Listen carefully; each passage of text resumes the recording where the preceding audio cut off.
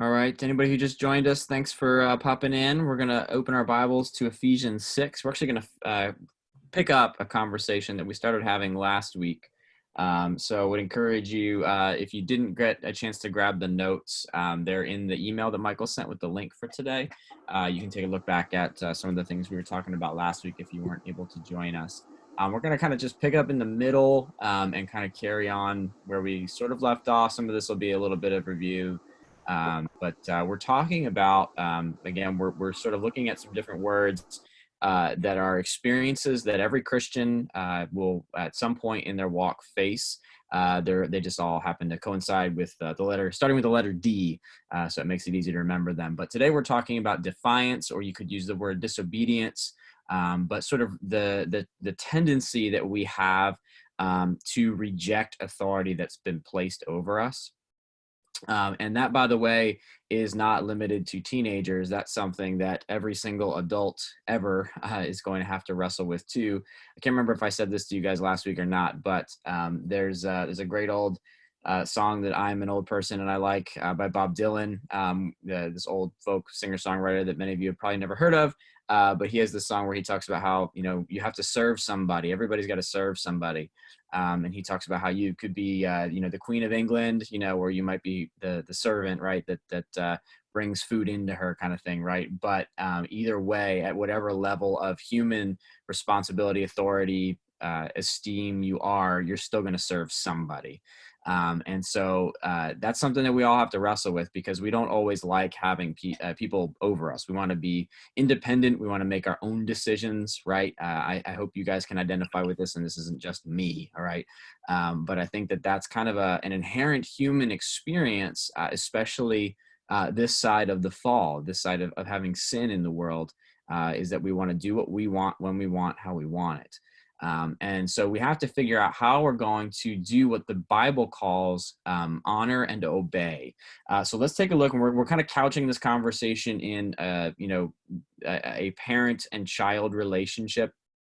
But this also applies to every single area of authority. So any teacher, any coach, any mentor, government, right, over top, that people that are in authority over us, we have to figure out how we're going to interact with them as Christians in a way that's going to be both honoring and obeying, while not violating our principles as Christians to do what we know God would want us to do. So let's look at Ephesians 6. This is kind of the baseline for us. Just the first 4 verses here. Ephesians 6 verse 1 says, "Children, obey your parents in the Lord, for this is right." And then he quotes from the Old Testament, "Honor your father and mother. This is the first commandment with a promise, that it may go well with you and that you may live long in the land. Fathers, do not provoke your children to anger, but bring them up in the discipline and instruction of the Lord."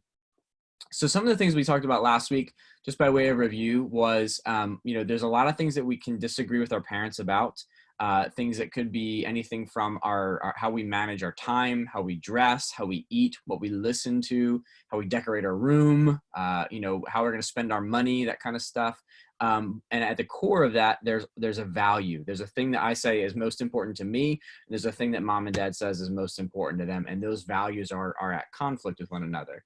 And we talked a little bit about where the line is between, having a disagreement with my parents. I just don't see eye to eye with them on this particular issue, and where I cross the line and all of a sudden now I'm being disobedient or now I'm being defiant. So we talked about how that, at least we started talking about how that line is somewhere in the heart, because even though I can, go through with the motions of being obedient to my parents, not voicing the things that I'm thinking, I'm still having these internal battles with my own flesh, with my own thoughts, with my own desires, where I need to honor and obey my parents from my heart, not just in the actions that I do. And I think the precedent for that, you guys, is that we're told to both obey and to honor in Ephesians 6. It said, obey your parents in verse 1, and it said, honor your father and mother. Now, I know he's quoting from the Old Testament. He's grabbing a principle, elsewhere, and sometimes we can use those two words interchangeably, honor and obey, but we kind of explored a little bit this idea of honoring, obeying, respecting, how these three ideas kind of all they revolve around this idea of biblical submission, right? So that's kind of where we left off. Let me kind of pick up there.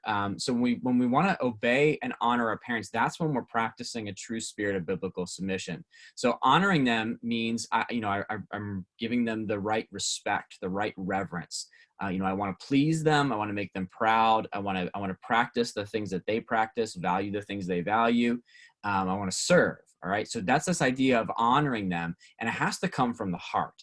The idea of biblical submission, I know that word is not a popular word in our culture today, for lots of different reasons, but nobody can make you submit to anything. All right. They can force you to comply. They can, beat you and make you do certain things, right? But they can't make you submit, because submission is a heart attitude. It's this idea that says, I'm going to place myself voluntarily under this authority. I'm going to trust them. I'm going to comply with what they say. And that's got to come from the heart. That can't be just something that somebody makes me to do. So obeying my parents, also incorporates this idea of honoring them, that I'm not just going to obey with actions, but I have to obey with my attitude also.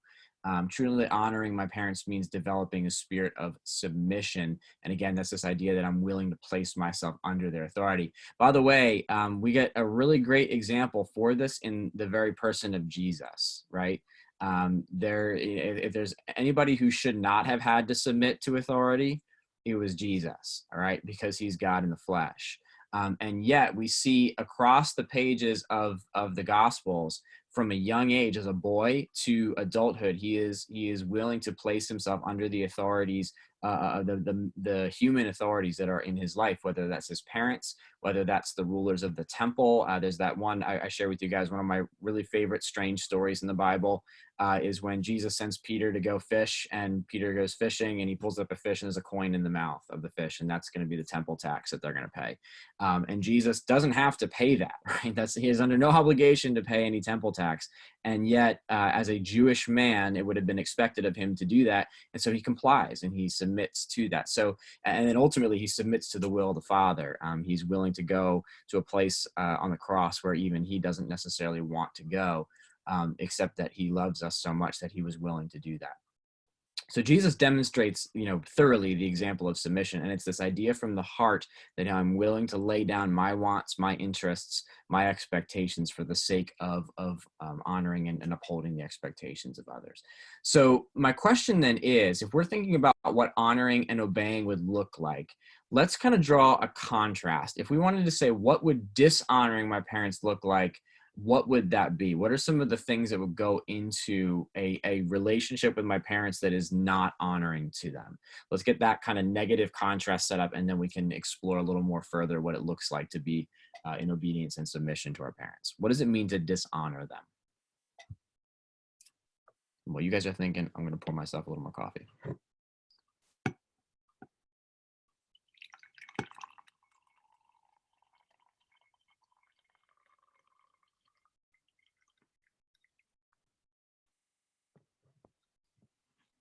Any thoughts on that? What would it look like to dishonor our parents? What are some of the attitudes, some of the behaviors, some of the activities that go into that?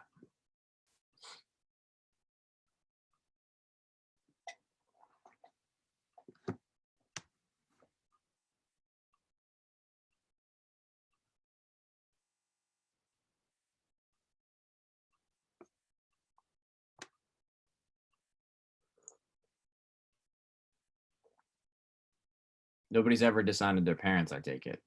To do something against their will. To do something against their will, okay. Sarah, can you think of an example? Stealing the cookie from a cookie jar when they tell you not to. Okay, yeah. So classic example, thank you, of doing something my parents don't want me to do because it's going to spoil my appetite, right? I want a snack now. Mom and dad say, no, you can't have snacks now. I take one anyway. That is an act of dishonoring them, right? There's a couple of things that go into that, right? It's not just that I did the thing that, I took the thing, right? But it's also this attitude of, I know what's best for me and my body right now. So therefore I'm going to, I might not necessarily think those thoughts like in a sentence in my head. But at some level, I think I know better, right? And so I'm going to do what I want to do in that instance. Somebody else, give us an example. What does it mean to dishonor our parents? What would it look like? I'm not asking you to indict yourself, by the way. I'm just asking for an example. But if you would like to share a personal example, that's totally fine too.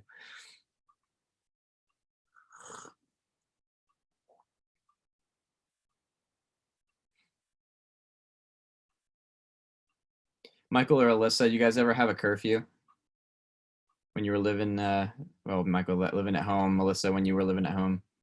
Yeah, when I first started driving, 11 o'clock. Oh, yeah, the driving thing, but otherwise, no, actually. But that's because my mom knew I wouldn't want to be out super late anyway. She was banking on you being home early all the time, right? Yeah.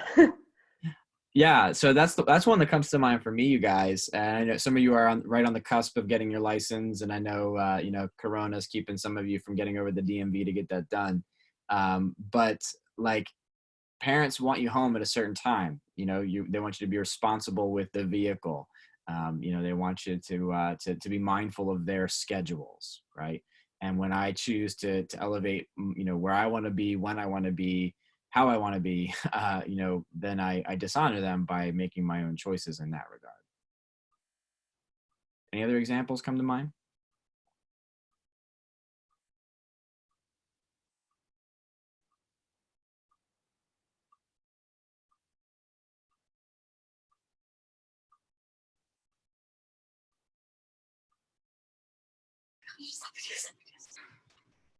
Hey, Avery.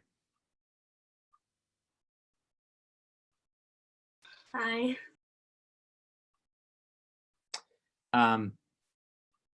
So what about things with time management? Think with me about time management. How might we dishonor our parents in that area?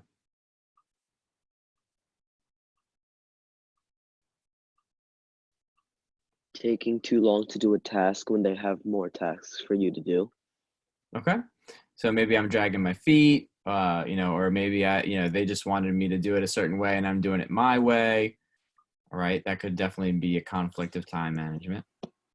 When they ask you to do something and you just assume that you can do it whenever you want, but when they ask you to do it at that time, you decide to put it off and do it later in the day. Right. Yeah. They were thinking, I would like you to do this now. And you were thinking that would be a great thing to do next Tuesday. Yeah, that can be a problem.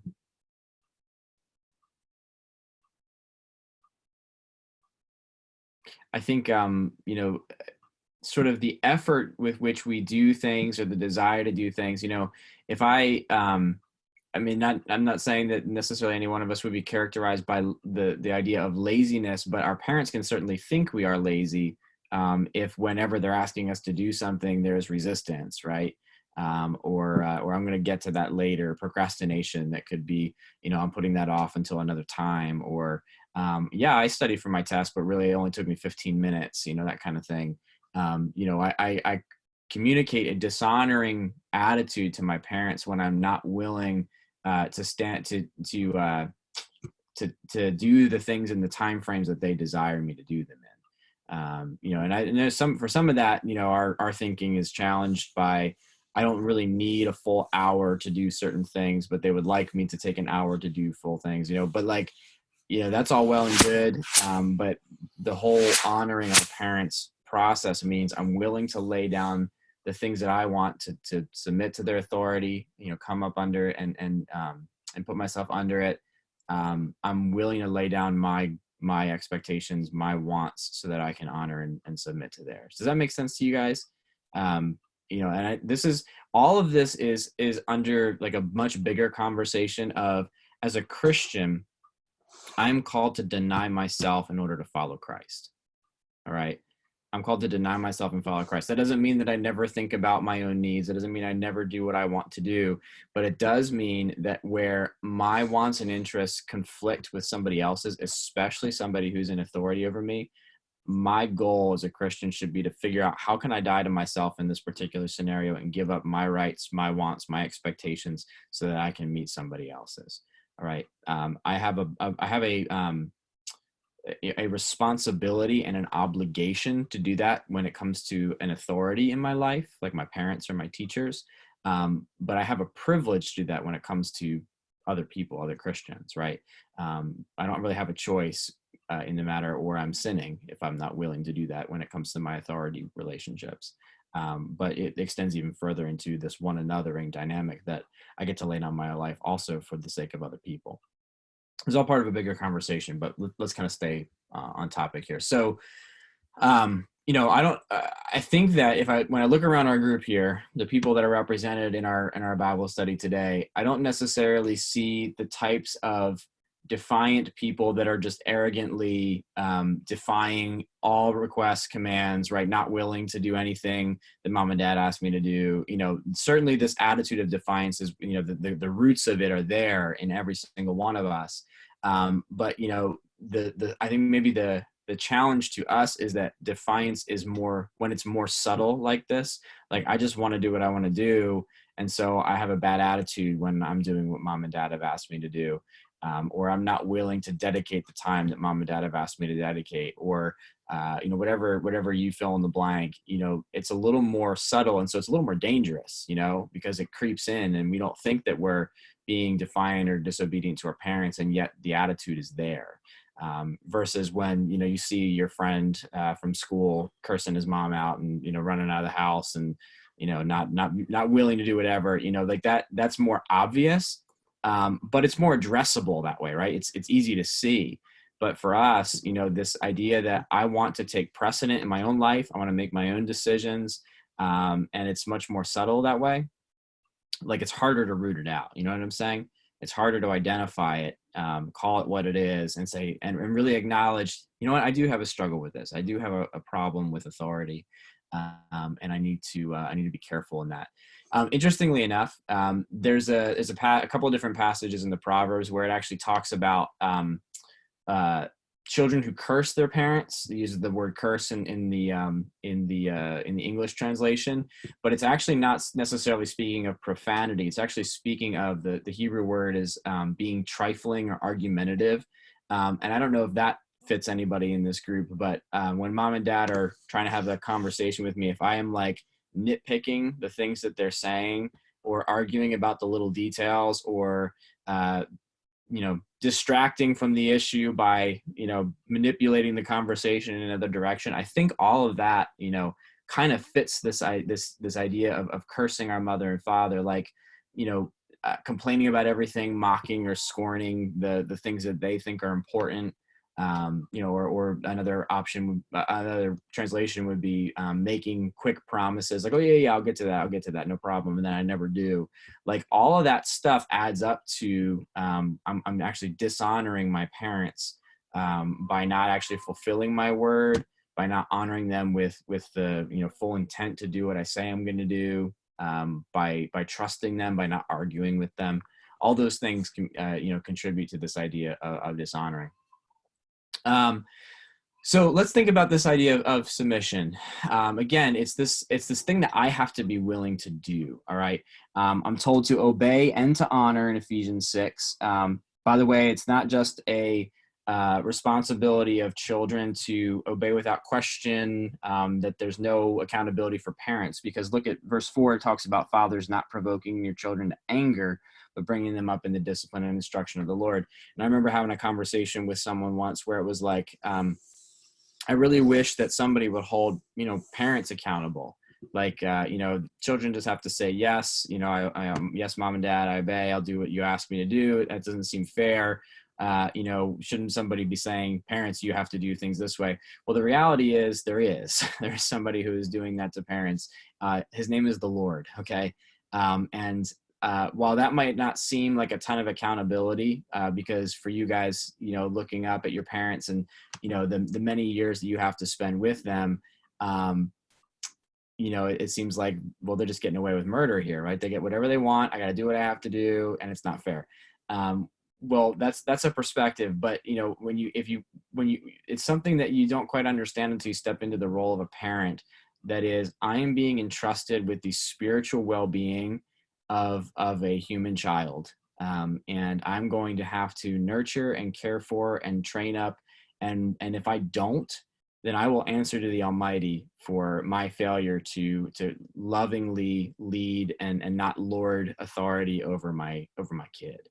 I remember the moment that like parenthood was real was like day 2 of having Zeke, because like, you know, the way the whole thing works is, you know, you get 2 midnights in the hospital from when the kid is born. So for 2 days we were in the hospital, and we had like around the clock, you know, nurses and different doctors and people checking in on us, visitors and stuff. And it was like, we're never really alone. You're in the, you know, the maternity ward, and there's help there. And then it's like, okay, day 2's over. Okay, here's this kid that you just brought into the world. Keep it alive, go home. Right. And that's it. It's like, hey, go ahead. You know? And so, but that's, you know, spiritual parenthood is, you know, it certainly shouldn't be an isolating thing. Like, you know, parents should be connected to other parents in the church, and you know, that's a whole nother conversation. But I hope you guys can experience a little bit of the weight of, as parents, you know, they're trying to lay upon you and impress upon you values that are going to help you be a child of God who is going to grow up to honor the Lord in everything that he or she says and does, right? And so the burden of parenthood, you know, while yes, it's my parents' prerogative to make rules, while yes, parents are not perfect, you know, while yes, you know, parents are often selfish about certain things, like ultimately their job is to raise you and train you to love Jesus. And they are going to step back one day when you walk out on your own, and hopefully what they're going to see is that they invested well, right? And that you responded to that by being submissive, by understanding their teaching, by growing from it, right? So there's a synthesis happening here when we're sort of talking about one side of an equation, which is as young men and women, right? Again, we talked about the word children here in Ephesians 6 is not necessarily just like age, you know, 1 through 10, right? We're talking about anybody who's living under mom and dad's roof. You know, this is one side of the equation. You have a responsibility to your parents now that is honoring and obeying. Your parents have a responsibility to you as well. And that's their side of the conversation. But as far as we are concerned, when we're living under mom and dad's roof, right? We have this responsibility to submit to their leadership. Now, that does not mean, like we started to say, that you don't have any opinions of your own, right? None of you are robots. Well, I don't think. No, none of you are robots, okay? So that means you have thoughts, you have opinions, you have self-will, right? You have ideas, you have goals, you have dreams, you have feelings, okay? And so, you know, this idea of submission from a worldly perspective seems very demeaning to the person, right? How dare you not have personal autonomy, or how dare you suggest that I don't fully be myself, as if somehow me learning how to have self-control is limiting to my personhood, okay? But this means that, you know, I'm recognizing that even where I disagree with my parents about how important a certain thing is, that I'm willing to subject myself to their leadership at this time, right? Knowing that, you know, one day I am going to have to make my own decisions. And maybe the bigger lesson for me to learn right now is not, you know, how do I exercise my personal rights, you know, my ability to make my own choices, but rather, how can I learn this discipline of self-control? How can I learn this discipline of submission so that later on, I'm not just going to be ruled by whatever I feel, you know, whatever it seems right in the moment, but rather I'm going to learn how to pause and have control over my faculties and make a wise decision in every area of life. Because that's ultimately what all this is driving towards. So honoring and respecting our parents should always be our goal. You know, I want to be a son or a daughter who makes my parents proud. I don't want to do things that, you know, is intentionally going to damage that relationship or make my parents regret the way that they have raised me. You know, and I have to learn how to respect my parents' opinions and preferences, even when I don't agree with them. How do you guys think? What are some ways you guys think that you can work on respecting your parents' opinions, positions, you know, their preferences, while still holding your own, right? But without succumbing to that tendency to dishonor them. How do you guys think about that? What are some ways that you can practice respecting your parents when it comes to holding different opinions than they do?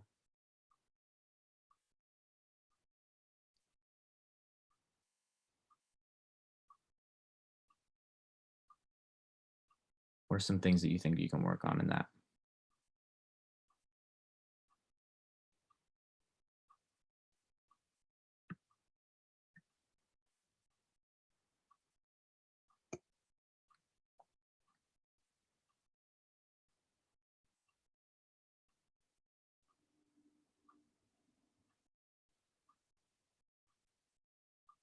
What was the question again? How can you work on respecting your parents' opinions even when you disagree with them?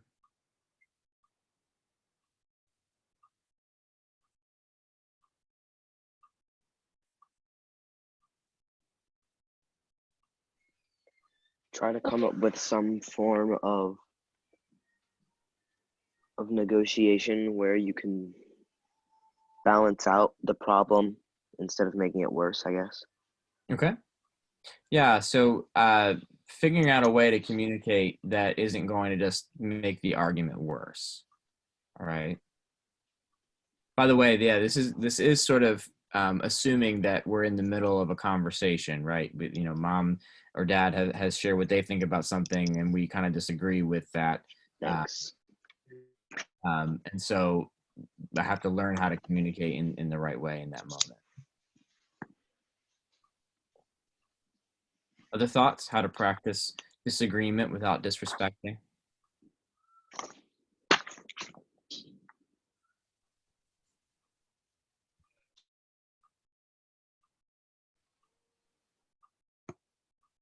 I gave you a couple suggestions in your notes.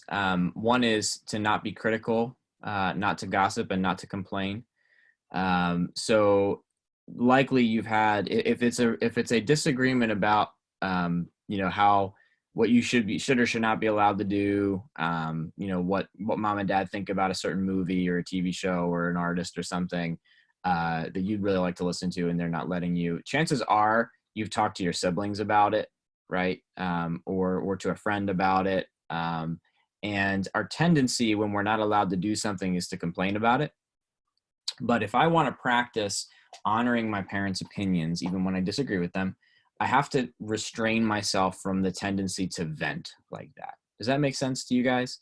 I'm not going to do my relationship with my parents any favors by complaining about what they think behind their back. All right. Even if it gives me a sort of a safe outlet where I'm not venting to them, right, and getting myself in trouble. I'm still working on the hardness of my heart against them. Okay. I'm hardening my perspective against them. I'm sort of finding all the reasons why I'm right to hold the opinion that I hold. And my parents are making this a bigger deal than it should be, or whatever the case might be. Right. So any kind of gossip, overtly critical speaking, complaining is not going to build my respect or honor for my parents. Because again, even while they might not know that I'm doing that, I'm not obeying them or honoring them from my heart. And that, again, is the core of this whole conversation. It's not just that I'm complying with the actions that they want. I'm training my thinking, I'm training my spirit to lift up and hold a high view of my parents, not just going through the motions of doing what they tell me to do. And Noah said, he used the word negotiating, or finding a way to have the conversation that's not going to be just an argument. But I think with that, the danger of negotiating, or the danger of not saying not to have the conversation, but we have to be careful that we aren't trying to correct our parents' thinking about certain things. Because usually when we have a disagreement, I think I'm right, and so I want to help other people see why I'm right and why they also could be right too if they just thought the way I think. But I don't want to be correcting or educating my parents. Okay. I'm not honoring my parents if I'm trying to help them see the errors of their ways, from a perspective where I think that I just know what's right and they don't. Okay. I'm not saying again that your parents are perfect, and that they don't often maybe need, to see things from a different perspective, but that perspective doesn't necessarily need to come from you. All right. Your role as a young man or young woman who wants to honor his or her parents, if that's indeed what you want, then your goal is not to correct or to educate your parents. It's to learn how to live with a submissive spirit to them. And by the way, that sort of speaks for itself. When you are willing to do that, even when mom and dad know you disagree with them, like that shows a ton of maturity, and a ton of self-restraint. And it actually will cause them to say, you know what, maybe I was wrong about this, right? Because Jonathan didn't argue with me about this XYZ, and he, maybe he did in the past, but he's choosing not to now. And that's going to help, that whole kind of scenario. And I'm not necessarily assuming you guys disagree with your parents about tons of things. Maybe you do, maybe you don't. But where those disagreements are, the way I handle them says a ton about my maturity level. Does that make sense to you guys? You know, the classic proverb, you know, is that a soft answer turns away wrath, but grievous words stir up anger. And so just this idea of how I'm going to control my speech, how I'm going to speak about my parents, how I'm going to speak to them, you know, communicates a ton about where my heart is in relation to them and what I really believe about them. Now, the reality is, you know, there's a transition that happens as you begin to get older. Again, when we think about children obeying your parents in the Lord, for this is right, honoring your father and mother, you know, we're talking about children, you know, young adults who are living at mom and dad's house, who are financially, you know, physically dependent upon them. But what happens is one side of that equation is going to change as I turn 18, as I begin to move out of my parents' house and be independent. Now, you know, at that phase of life, my role is no longer to be obedient to everything my parents tell me to do, but the honoring role remains the same. Okay. There's a handoff that kind of happens here. And on the parenting side, you know, a parent's goal is to be authoritative in the beginning, right? When a child is young, you are the authority in your parent in your kid's life. You're teaching, you're shaping, you're nurturing, all that kind of stuff. And then as you know, as your kid gets older, you start to lead less by authoritative means and more by an influential kind of means. And so hopefully you guys, even if you think back in your life, you can kind of see that happening, right? Your parents start to give you more and more responsibility, more and more independence.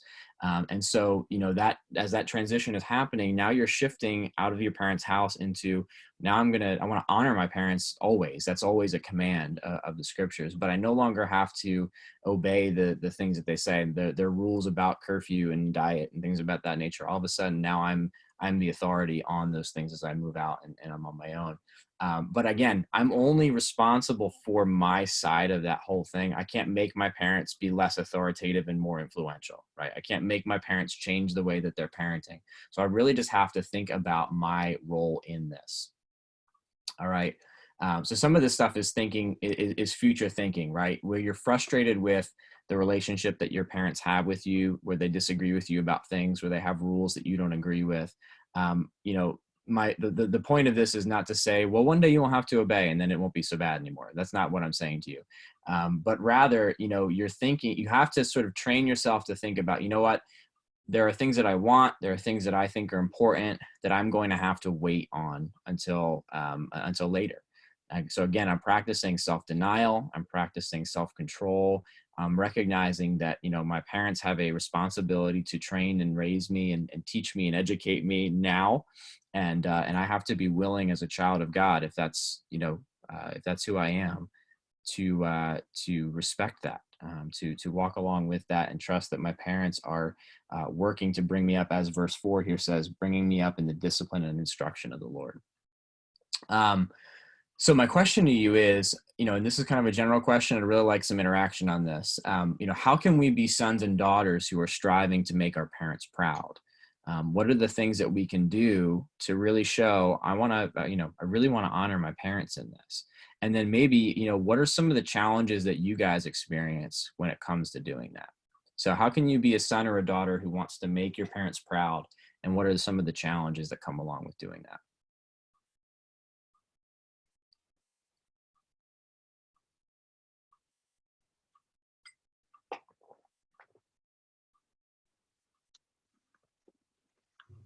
They might have you do tasks that are really difficult for you to do or maybe understand. So that's something that's challenging about it, right?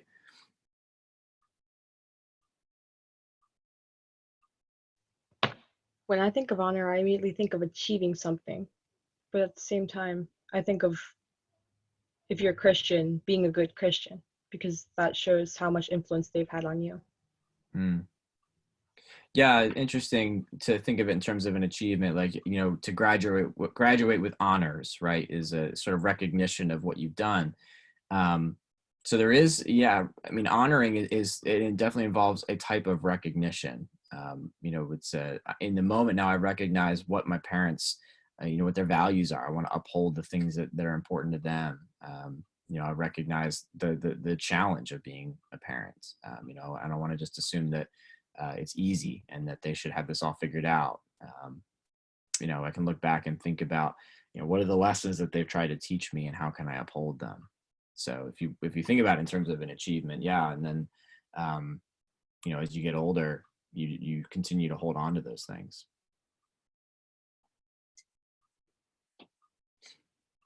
All right. So go ahead. I think like how we act in public when like our parents aren't around, like can make our parents like proud, especially if people like come back to them and say like, wow, your like son or daughter is like a really hard worker, like super respectful. But yeah, no, you're totally right. How I behave when my parents aren't watching communicates a ton. And the reality is, like you said, there's always somebody watching. And chances are what I do or don't do is going to get back to mom and dad one way, shape, or form. That's really good.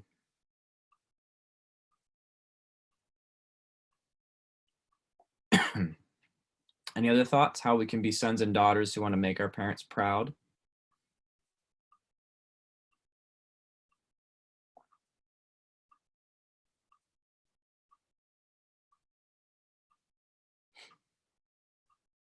I think if there's things, not even just like doing what they want, like without an attitude or anything, but if you know they're going to want you to do something, to do it before they ask. Yeah, you got it. There's not seriously, there's nothing better than seeing my kid do something that we're still training him tons of things every day, right? But when he does them without being asked is like he learned, right? He's doing what's important to me, and that's huge. That shows a ton of honor, and it shows that you've internalized the lessons that your parents have tried to teach you, and that you are actually going to put them into practice. That's great. So, our conversation today has been a little theoretical, and not necessarily tied to just Christian values, but the one thing that I really think that is critical for you guys where you are is that nothing is more honoring to our parents than taking the principles of faith that they have tried to teach us and embracing them for ourselves. You guys all have the benefit of growing up in a Christian home. And you're part of our youth group, you're part of our church. And so that's a blessing that not everybody has, but it also comes with the challenge of, you could very easily think that I'm just a Christian because we go to church. I'm a Christian because I'm part of this group. I'm a Christian because I read my Bible occasionally. And the reality is that, the type of faith that your parents have and that they've tried to teach you about, that they've tried to expose you to, is ultimately something that only you yourself can take hold of. They can't make you do it. Same thing I do with that submission idea, right? There has to be a choice and a buy-in. I've got to make this investment myself. And so for me, one of my biggest prayers for my son is that he's gonna trust in Jesus one day, and he's going to talk the talk pretty early, because we already have him praying for meals and stuff, right? Dear Jesus, thank you for my food. Dear Jesus, thank you for this day, right? So the language is all going to be there. But he's going to, one day he's going to have to come to the crossroads of, is this really what I believe? Or is this just what my parents have impressed on me? So for you guys, the way you embrace your faith, the way it becomes real to you, the way you commit yourself to studying God's word and putting it into practice, and loving your brothers and sisters and honoring your parents and all these things, that's all part of this. I've taken the concept of giving my life to Jesus Christ wholly. I'm living it out, right? It is bearing fruit in my life. It's showing results. My faith is my own. Guys, that is what is truly honoring to your parents. I know that we all have our specific struggles with disobedience, whether it's keeping the room clean, getting to bed on time, devoting enough time to homework. Those are really side issues, but they all are connected to this. If I really want to honor Christ with my life, because that's really, the center thing, right? If I honor Christ with my life, then I'm going to honor my parents. That's just really how it works. I can't be devoted to Christ in just one area. Okay, my devotion to Christ is going to expand into the whole part of my identity and characterize everything that I say and do. And in so doing, I'm going to like start to think about, well, what are the priorities that my parents have?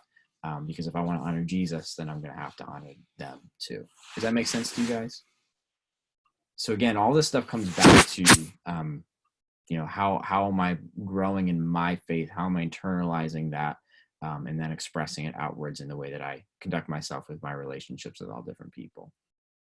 So we don't have time to go over this today, but if you want to grab the notes again, I keep referencing them. I gave you guys some specific things to think about when you really have a serious disagreement with your parents. Again, I don't, maybe you guys are having huge arguments with them every day and I just don't know that. But I'm sort of coming at this conversation from a perspective of, I know most of you, I've witnessed most of you talking with your parents. I certainly don't see every moment, but, coming from the perspective of, we all know that we struggle with this, and how can we work to make it better? But if you're in a position where I have a constant disagreement with my parents about one particular issue, it keeps coming up, it's ugly, we argue, I don't know how to handle it. I put some steps to how to talk to your parents in those scenarios. I'd love to talk more with you about them if they aren't clear to you. There's a couple of principles in there of how to do it, when to do it, why to do it, and hopefully that would be helpful to you. So I'd encourage you, you can grab the notes from the link that Michael sent today with the link to this Zoom meeting. So grab those, take a look at them if you want, and feel free to reach out if you have any questions on that. Again, our goal is not to educate our parents, change their minds on things they disagree about with, but learning how to live with our parents, understanding that they are the authority that God has given to us, that they're there to raise and nurture and grow and teach and instruct and impress upon us all these important things, right? And my responsibility as a child of God is to, Ephesians 6:1, obey my parents in the Lord, for this is right. There is not a gray area here. Okay, I either do what my parents want me to do and obey them and honor them and uphold them, or I don't. And the Bible says that, by implication, that's what's wrong, right? I want to do what's right. I want to do what's honoring to the Lord. Final thoughts, comments, questions?